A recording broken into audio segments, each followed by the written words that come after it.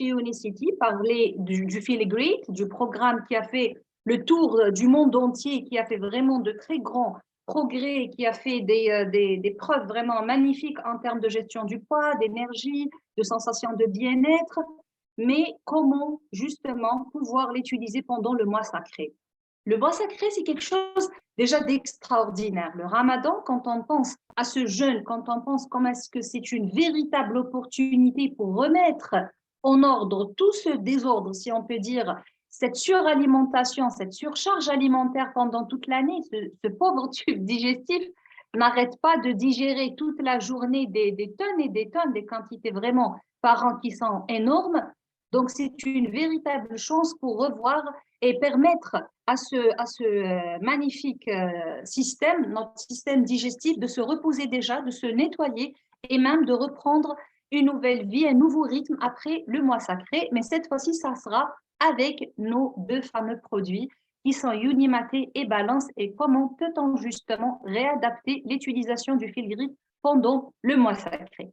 Donc, avant d'entamer déjà avec l'utilisation du fil gris pendant le mois sacré, je voudrais rafraîchir les mémoires et un petit peu me repencher sur quelques notions de base pendant le mois sacré. On voit malheureusement beaucoup de gens qui, pour eux, le mois sacré, le ramadan est synonyme de sédentarité, synonyme de manque d'énergie et tas de choses, mais en réalité, le mois sacré, le ramadan, c'est une véritable opportunité pour ceux qui savent comment justement profiter de cette opportunité pour changer ces mauvaises habitudes, que ce soit alimentaire, les mauvaises habitudes, le mauvais mode de vie, la sédentarité par exemple. C'est une occasion, le mois sacré, pour pratiquer son activité physique, pour revoir et rééquilibrer l'alimentation, non pas seulement en termes de prise alimentaire qui sera réduite, mais même la qualité de notre alimentation. C'est une véritable opportunité à saisir. Donc, quand on parle, par exemple, de l'activité physique pendant le mois sacré, encore une fois, ce n'est pas un synonyme de sédentarité.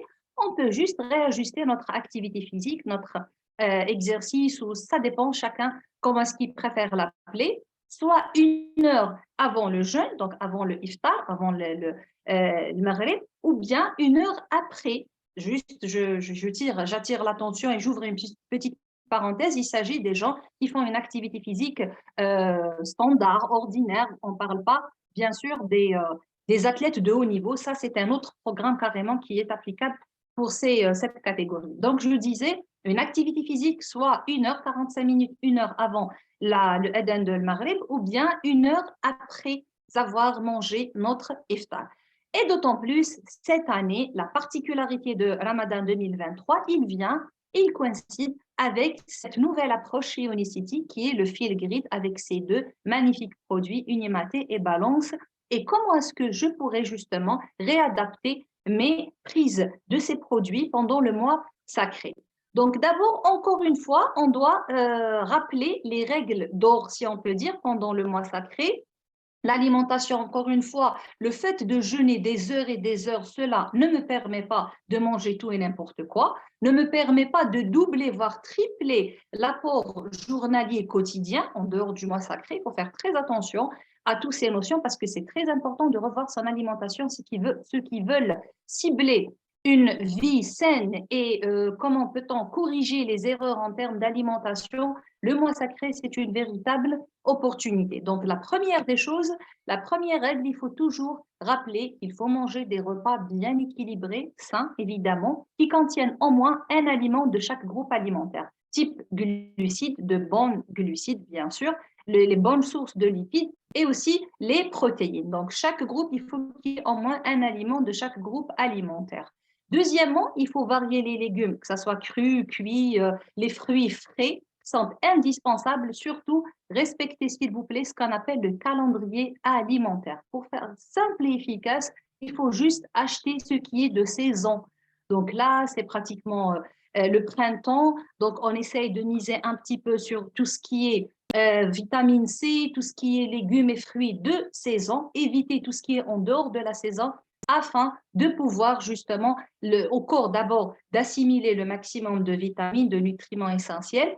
C'est le calendrier que le bon Dieu a établi, donc c'est fait comme ça, c'est vraiment, ça correspond à nos besoins, à c'est-à-dire d'après les besoins de notre corps chaque saison. Et en même temps, ça nous permettra de minimiser les quantités d'insecticides et de pesticides. N'oubliez pas que nos aliments, malheureusement, sont bourrés aussi de polluants type insecticides et pesticides. Donc, en dehors de la saison, on en retrouvera pire et plus qu'il en faut. Troisième point, il faut toujours choisir les viandes maigres. Le poulet, de préférence, de lui enlever carrément la peau et de miser et de privilégier les poissons comme source de protéines. Il faut comparer et remplacer. Là, on parle des modes de cuisson, si on peut dire, du mode culinaire. Donc, quand on dit comparer et remplacer, ça commence déjà quand on parle des féculents, comparer et remplacer les farines blanches par les farines complètes, le pain blanc par le pain complet. C'est comme ça, c'est des petits gestes, mais croyez-moi, ça donne des résultats vraiment magnifiques en termes d'alimentation saine et de rééquilibrage alimentaire. Évitez les fritures. Je sais qu'on est tenté, il y a les feuilles de briques qui sont devant nous, mais je sais que toutes les femmes sont vraiment de très grandes chefs et qu'elles peuvent substituer ces modes de cuisson malsains avec un mode de cuisson beaucoup plus sain, savoir passer au four, trouver quelques astuces qui vont réduire justement l'usage à tort et à travers de ces modes culinaires malsains. Il y a aussi les aliments et les boissons sucrées. Encore une fois, c'est pas la réhydratation, c'est pas synonyme de boissons sucrées, n'est pas encore synonyme de boissons de soda et de boissons gazeuses, tout ce qui s'ensuit. L'eau, c'est la meilleure boisson qui peut vous réhydrater et qui peut vous éviter la déshydratation le lendemain pendant toutes ces heures de jeûne. D'autant plus, il y a beaucoup de gens qui ne font pas attention à ces boissons sucrées, ces aliments sucrés, et qu'ils se retrouvent malheureusement à la fin du mois sacré avec un déséquilibre métabolique, voire même un excès de poids, alors que ce mois était censé être une réelle opportunité pour ceux qui veulent vraiment faire un grand pas en termes de gestion du poids. Donc, attention à ces pratiques que malheureusement beaucoup de gens tombent dans ces erreurs. Encore une fois, l'eau et l'eau. Quand on dit prendre de l'eau et se réhydrater, ça ne veut pas dire au moment de Eden el-Maghrib, au moment du iftar, vous allez prendre 2 litres d'eau, ça ne sert à rien. Vous n'allez qu'à augmenter votre diurèse, donc votre production d'urine, et l'eau ne sera pas captée par vos cellules. Donc, réhydratez-vous au maximum, certes, à raison de 250 à 300 millilitres par kilo. Donc, c'est une petite règle de 3, voire même pour vous faciliter, ça sera entre 1,5 litre et 2 litres. Un verre d'eau à raison d'un verre d'eau par heure, ça sera génial, mais à petite dose. Donc, toute l'astuce est de prendre de l'eau progressivement toute la soirée. Donc, il y a aussi le phénomène, encore une fois, des repas copieux, les repas traditionnels. Il faut juste d'abord réadapter tout ce qui est mode de préparation, la contenance. Quand on parle, par exemple, des plats traditionnels, encore une fois, il ne faut pas s'en priver, certes, mais il faut consommer avec et manger avec modération, mais aussi revoir le mode culinaire. Donc, il y a 2 repas principaux pendant le mois sacré que nous connaissons tous. Il y a le iftar, la rupture du jeûne, donc le repas principal, le repas du soir. Donc, il y a aussi certaines règles à respecter. Il faut s'assurer qu'il soit, encore une fois, très bien équilibré, à savoir des féculents, les légumineuses, le pain. Maintenant, on sait qu'il faut toujours remplacer tout ce qui est farine, tout ce qui est blanc et raffiné avec des sources plus complexes, donc ça sera des pâtes complètes ou bien du pain complet. Les viandes et les sources de protéines seront la bienvenue, évidemment. Les légumes et cuits ou bien les légumes frais en salade, les fruits aussi à volonté. J'attire aussi une attention concernant les jus de fruits. Quand on parle d'un jus de fruits, c'est un peu plus sucré pour les gens, pour qu'ils puissent comprendre pourquoi on a tendance en nutrition à rappeler l'intérêt de prendre un fruit entier parce qu'il y a plus de fibres et moins d'index glycémique.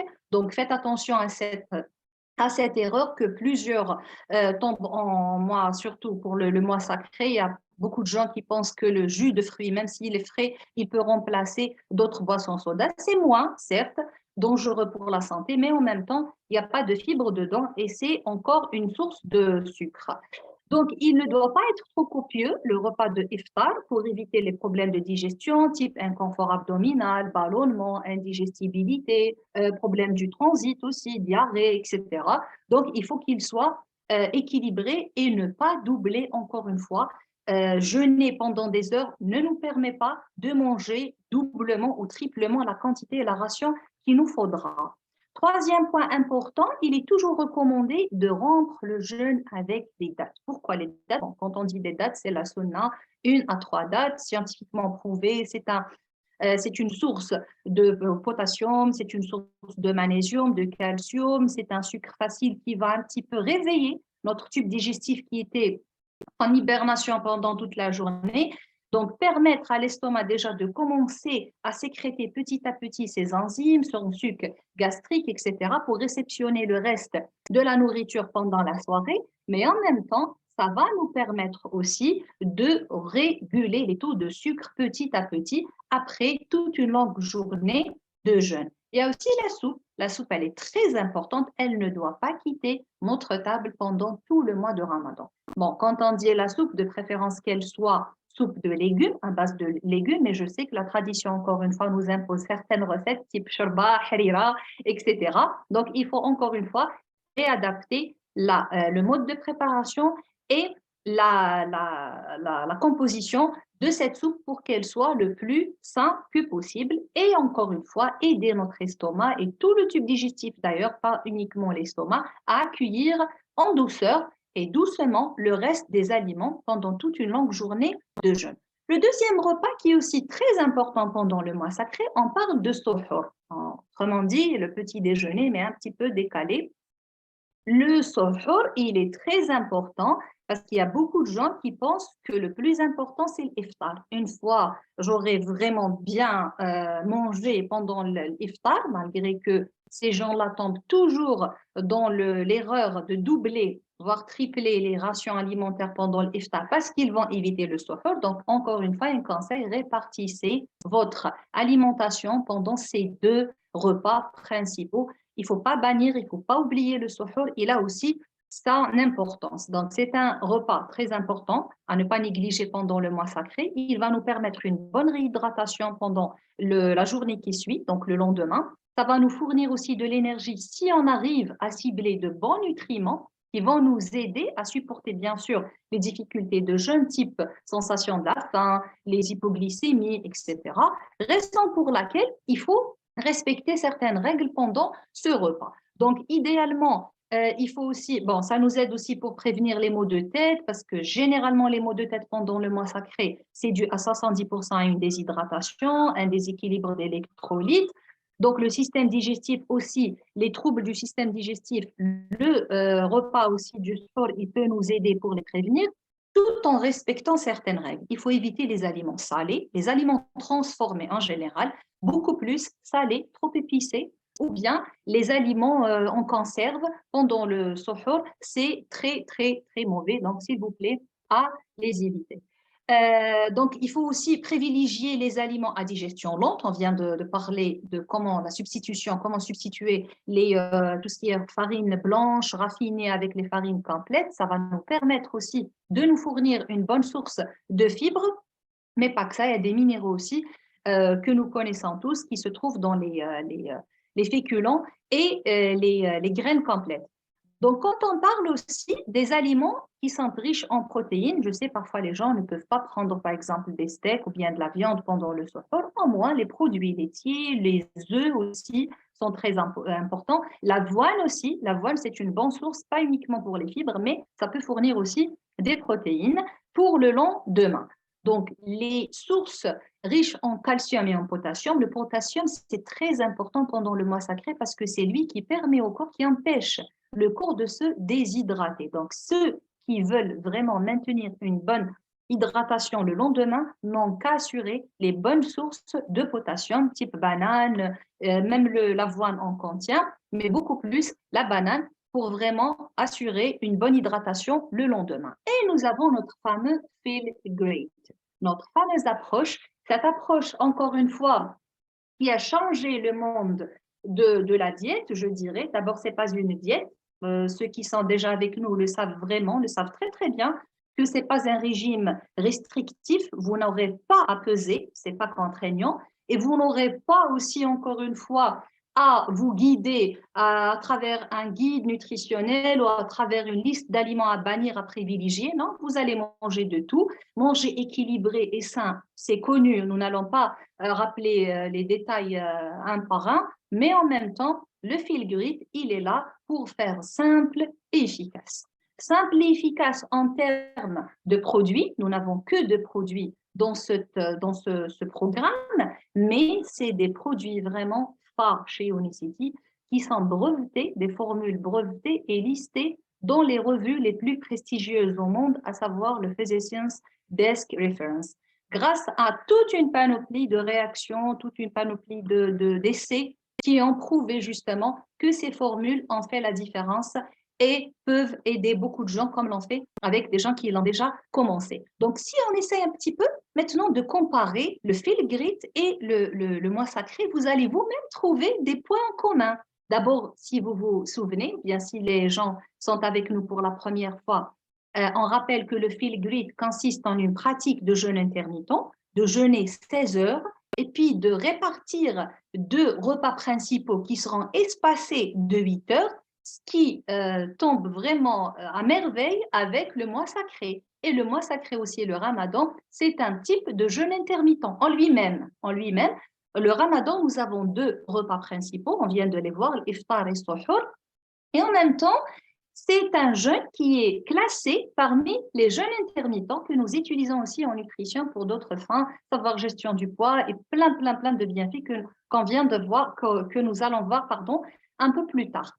Donc, le deuxième point, c'est que le fil grit est basé sur les 2 repas principaux. D'habitude, on dit repas à midi et deuxième repas à 8 heures, à 20 heures. Ça sera de la même façon, juste réajusté. Donc, ça sera le iftar au moment du Eden del Maghrib. Et le deuxième repas, ça sera au moment de Sochor. Donc, vraiment, ces 2 points sont vraiment très importants à saisir si on veut vraiment comprendre comment est-ce que le fil grit marche très bien pendant le mois sacré. Un peu de rappel pour rafraîchir un petit peu la mémoire et les notions de base concernant les bienfaits du jeûne. D'abord, le jeûne intermittent est qualifié, selon des recherches scientifiques, comme très bon pour la santé, non seulement pour prévenir le vieillissement précoce des cellules, donc c'est un frein, ça va nous permettre de freiner la cadence et le rythme de ce vieillissement cellulaire à cause d'un stress oxydant, à cause des polluants, de mode de vie malsain et j'en passe. Deuxièmement, quand il est pratiqué 30 jours consécutifs, ce jeûne intermittent va nous permettre de réparer beaucoup de choses dans nos cellules, réparer notre ADN, de phagocyter les cellules qui ne sont pas efficaces, d'améliorer la réponse immunitaire parce que le système immunitaire va sécréter, va produire, pardon, de nouvelles cellules qui sont encore plus efficaces en termes de sécrétion d'anticorps, etc., etc. Ça permettra aussi de rafraîchir la mémoire, même sur le plan cognitif, la concentration, etc. Sans oublier, bien sûr, les bienfaits sur le plan métabolique. La première clé de la gestion de notre métabolisme, c'est cette magnifique hormone qui est l'insuline. Malheureusement, notre insuline, à cause d'un mode de vie malsain, à cause de cet embouteillage, si on peut dire alimentaire, de cette surcharge alimentaire pendant l'année, les niveaux d'insuline sont toujours très hauts. Du coup, revoir et pouvoir baisser ces niveaux d'insuline, c'est un acquis, pas donné à tout le monde. Et le jeûne intermittent, encore une fois, nous permet de rabaisser les sécrétions de notre pancréas à l'insuline. Ce qui va de soi avec ce remodelage, si on peut dire, métabolique, c'est la gestion du poids, une bonne réponse à l'insuline, donner une meilleure façon à notre corps de pouvoir utiliser un autre mécanisme pour l'énergie, pour la gestion d'énergie, qui est la combustion de graisse,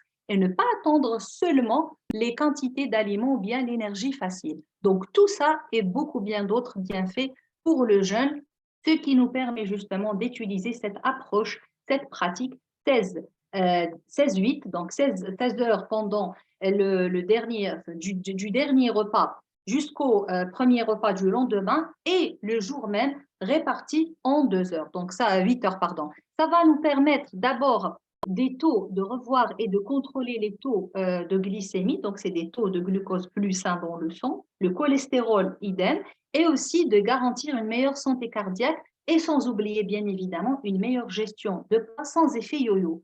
On se demande parfois pourquoi sans effet. On me demande souvent, assez souvent, on me demande cette question en privé. On m'envoie pourquoi vous dites, et le fil gris, il n'y a pas d'effet yo-yo. Parce que ça a été en termes c'est-à-dire si on peut un petit peu simplifier les notions, pendant ce temps-là, on a retravaillé sur la capacité de vos cellules à piocher dans leurs réserves naturellement. C'est une chose, c'est un mécanisme que nos cellules connaissent. Mais, encore une fois, faute de mode de vie malsain, une alimentation bourrée de sucre, tout ça, la cellule va toujours tendre à utiliser une source d'énergie plus facile qui est le glucose. Donc, cette façon, cette approche, elle va revivifier en quelque sorte ces notions de base chez nos cellules qui deviendront plus capables d'utiliser et de piocher leurs réserves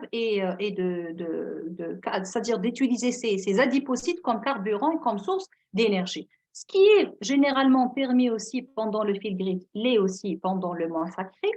L'eau, c'est quelque chose au contraire de très précieux, il faut se réhydrater. On peut prendre un autre sachet de Yoni Maté, on peut prendre un café sans sucre pour les gens qui sont vraiment pro-café. Par contre, tout aliment qui peut contenir des calories, des sucres, un thé sucré, du lait, un autre repas, c'est-à-dire même si la personne se dit, oui, c'est juste un petit snack, c'est un petit truc que je pourrais me permettre, ça va rompre votre jeûne et ça va de soi pendant le mois sacré. Donc, répartissez certes en 2 repas, mais en même temps sans avoir recours au grignotage pendant ces 2 repas. Et bien sûr, les 2 fameux produits par du Feel Great qui sont respectivement Balance et Unimaté, encore une fois listés dans le PDR. Quand on parle de Unimaté d'abord, c'est une appellation chez Unicity pour distinguer le maté traditionnel, yerba maté, c'est le nom vernaculaire d'une plante appelée Ilex paraguayensis. Encore, cette plante, elle a beaucoup de vertus. D'abord, c'est une plante originaire d'Amérique du Sud. Elle contient vraiment des composés qui sont magnifiques. On parle assez souvent, la théobromine, on en connaît, caféine, les saponines, on n'en connaissait pas assez. Il y a aussi les acides chlorogéniques. Donc, toute cette, si on peut dire, cette composition, ces composantes que nous trouvons dans la plante de yerba maté va nous permettre très facilement de la distinguer si quelqu'un peut ou bien veut la comparer avec un café traditionnel. La différence en 2 mots, c'est ces composés actifs qui sont très puissants et qui sont naturellement dans cette plante, ils se trouvent naturellement. Il y a eu un effort chez Unicity, certes, le brevet a été mérité grâce à une purification. Déjà, les récoltes sont faites d'une façon artisanale, donc la récolte à la main. Il y a eu beaucoup de travail dans ce sens, mais aussi la purification et la concentration de Unimaté en termes de ces composants très puissants, à savoir les acides chlorogéniques ou bien théobromine, les saponines et aussi caféine. Donc, ça va nous permettre, grâce à Unimaté, de booster notre énergie, je dirais naturellement, parce que c'est des composants que nous trouvons pratiquement dans pas mal de plantes et particulièrement dans yerba maté. Ça va nous permettre de nous donner une meilleure concentration grâce à la théobromine, grâce aux saponines. Ça nous donne aussi moins d'appétit. Pourquoi moins d'appétit? Parce que généralement, donc 80%, les gens, quand ils cherchent à manger quelque chose ou à prendre une boisson énergétique, c'est pour trouver un moyen comme source d'énergie secondaire, source de glucose caché, source de boisson qui est malheureusement faite à base de sucre. Ils ne le savent pas, ils se sentent bien, ils se sentent rassasiés, alors que malheureusement, ils n'ont pris que des sucres. Donc, yerba maté, elle a la capacité, grâce à ces composantes, de nous donner le nécessaire, l'énergie nécessaire, l'essentiel qui va justement nous empêcher de chercher cette source, si on peut dire, d'énergie, ce booster ailleurs. Et nous avons aussi le point très particulier et caractéristique de Unimati, c'est la bonne humeur. La bonne humeur grâce aux saponines qui ont un effet sur la régulation et la modulation de l'expression des gènes. Quand on parle d'expression des gènes, là, c'est une autre histoire, c'est une autre gamme, c'est un autre, je dirais, même monde de compléments alimentaires. On parle du Genome Cycle Generation, c'est la modulation de l'expression des gènes à travers de petites molécules, à travers des petits composants tels que les saponines qui ont cet effet de bonne humeur. Sans oublier bien sûr le balance. Le balance, c'est toute une matrice de fibres. Les fibres, il faut varier les fibres, prendre 5 fruits et légumes par jour. On en parle et on dit, on redit toujours le rôle des fibres, mais ceci dit, ça reste toujours insuffisant parce que les fibres, c'est quelque chose d'extraordinaire. Il y a eu plusieurs classifications des fibres, mais la plus retenue dans le monde, c'est les fibres solubles et insolubles. On a besoin des deux types de fibres pour assurer d'abord une meilleure santé digestive, pour nourrir ce petit monde qui se trouve dans notre côlon, qui est le microbiote, ce deuxième cerveau. Donc, le balance, d'ailleurs, j'adore l'appellation, à chaque fois je le redis parce que vraiment, j'adore l'appellation de balance. Unicity Balance, c'est une véritable balance. Grâce d'abord à une matrice de fibres qui est à la fois soluble, développée scientifiquement pour pouvoir justement trier entre les index glycémiques, à laquelle nous avons rajouté des substances actives. C'est des substances végétales, bien évidemment, appelées les phytostérols, qui vont nous donner ce qu'on appelle la forme visqueuse, un gel visqueux qui va, vous n'allez rien ressentir certainement, mais au niveau des intestins que tout ça se passe, vous allez avoir une sorte de tri entre les index glycémiques qui va vous donner une meilleure façon pour d'abord se sentir rassasié entre les repas et en même temps de trier entre les index glycémiques et de ne pas perturber vos glycémies, vos taux de glucose dans le sang. Du coup, votre taux d'insuline sera revu à la baisse, pardon, et du coup, votre corps, intelligemment, il va piocher dans ses réserves au lieu d'attendre des tonnes et des tonnes de glucose dans votre alimentation. Il va directement switcher vers la deuxième source d'énergie qui est la combustion de graisse. Donc, vous allez à la fois gagner une meilleure réponse d'insuline et en même temps une meilleure gestion saine de poids. Donc, le balance, encore une fois, c'est une réduction des effets de glucides et on vient de voir par quel phénomène, par ce magnifique fameux gel visqueux sur la glycémie. Deuxièmement, un taux de cholestérol sain, plus équilibré grâce au phytostérol aussi.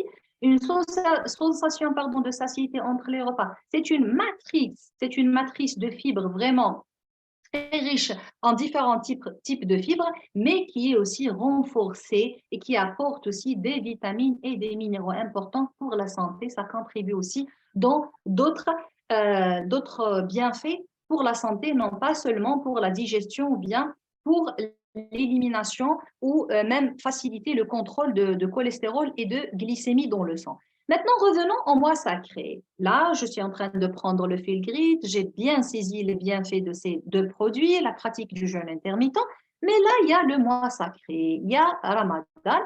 Donc, je vais m'abstenir pendant toute la journée, je ne vais rien prendre, alors que le fil grid nous dit qu'il faut répartir deux repas entre midi et 20 heures. Donc, tout simplement, vous allez décaler votre prise des repas entre l'iftar et le deuxième repas qui sera suhoor. C'est tout. Donc, vous allez jeûner toute la journée. Au Adhan al-Maghrib, vous allez prendre votre sachet de balance. Maintenant, je vais attirer votre attention qu'il y a en fait, en tout, il y a deux options. Il y a les gens qui prennent suhoor et ceux qui n'en prennent pas. Donc, j'ai essayé de réadapter, de réajuster le fil grid selon ces deux catégories de gens. Ceci dit, il y a des gens aussi, même dans cette catégorie, qui vont se dire, par exemple, je ne pourrais pas rompre mon jeûne sur le balance. C'est une tradition, appelez-la quand vous voulez, mais je ne peux pas. Donc là, il y a l'idéal, il y a ce qui est bien et ce qui est excellent. L'excellent, c'est de rompre son jeûne en prenant le balance. Donc, on vient de voir, c'est des vitamines, c'est des fibres, donc rien ne nous empêche de les prendre. Au contraire, ça va réveiller doucement et efficacement notre tube digestif. Mais il y a des gens qui ne peuvent pas, qui préfèrent prendre une date, un verre d'eau, quelque chose comme ça. Pour cette catégorie de gens, c'est pas méchant, c'est pas très grave. On peut prendre une date, mais pas plus de 3, s'il vous plaît, pour garantir l'efficacité du programme. Juste après, prenez votre balance, attendez 10 minutes, un quart d'heure, le temps de dresser la table, faire la prière, je ne sais pas, chacun sa façon de gérer ce temps-là.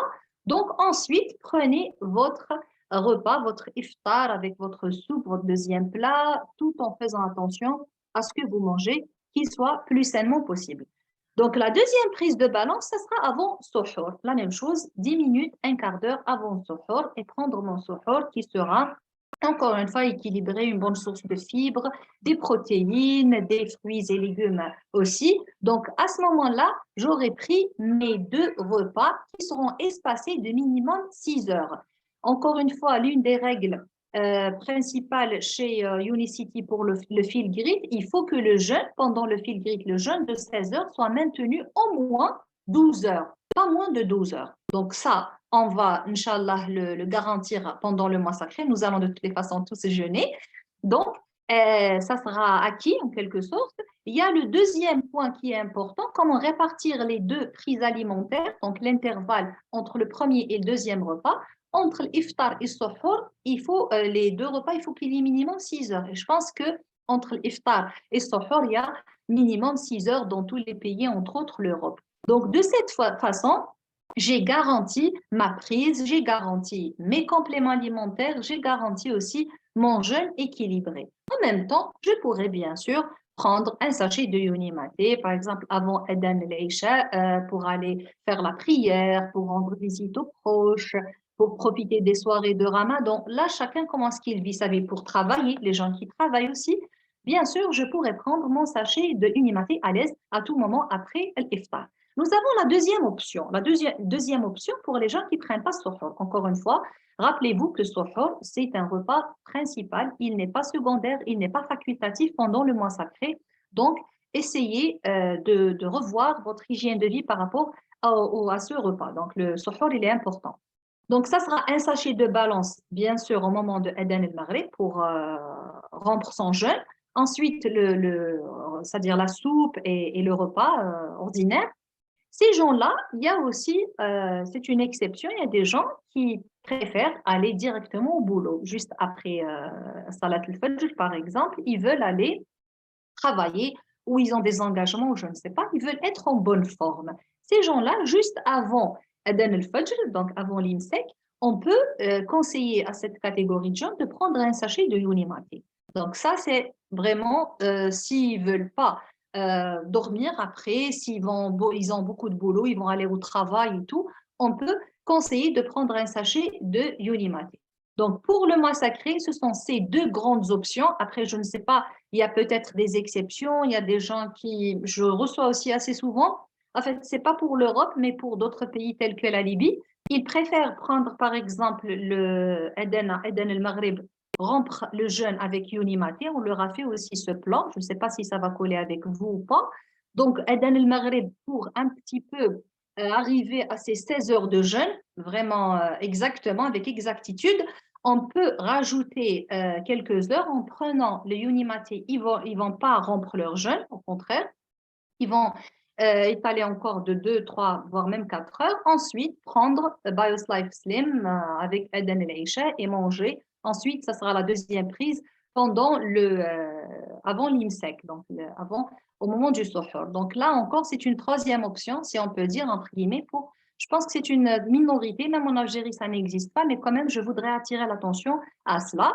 Donc, quant à moi, il me reste qu'à vous souhaiter Ramadan Karim, un excellent Ramadan pour vous ainsi que vos familles. Inch'Allah, on se reverra dans de meilleures conditions, on se reverra dans d'autres trainings.